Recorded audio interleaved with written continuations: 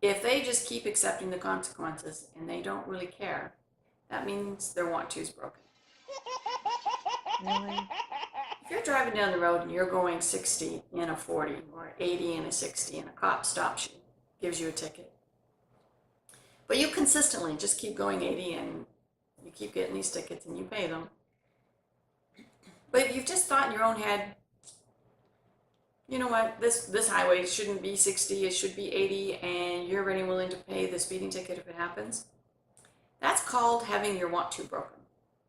Your want to drive 80 is more important than the speeding ticket, and so you do.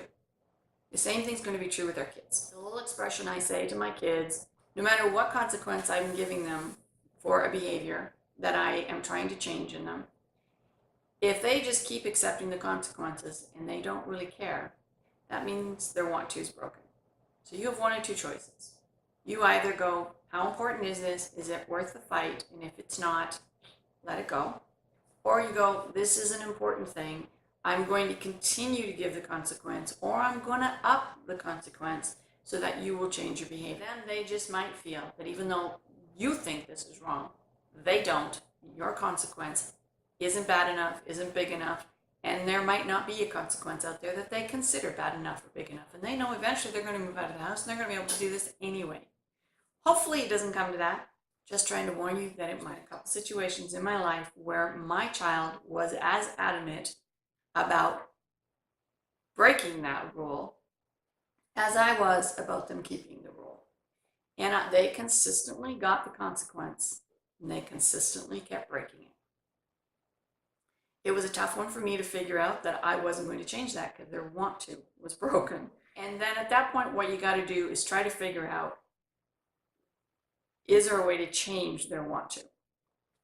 So I had a situation where my son just simply did not want to get better marks at school. He was a very smart boy and could have gotten much better at school.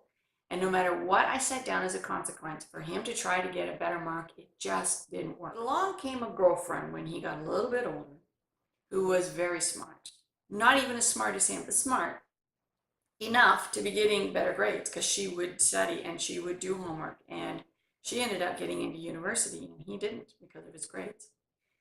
This boy's want to got fixed real quick when a girlfriend was getting better marks. There's nothing I could do to fix his want to, but his pride got hurt enough that his want to got fixed. So sometimes the want to will get fixed somewhere along the line, and it might not have anything to do with your parenting.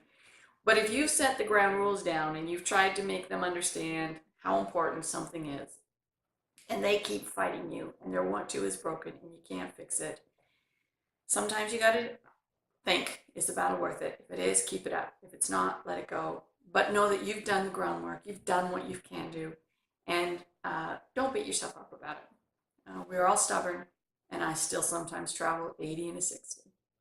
We hope you have an awesome day.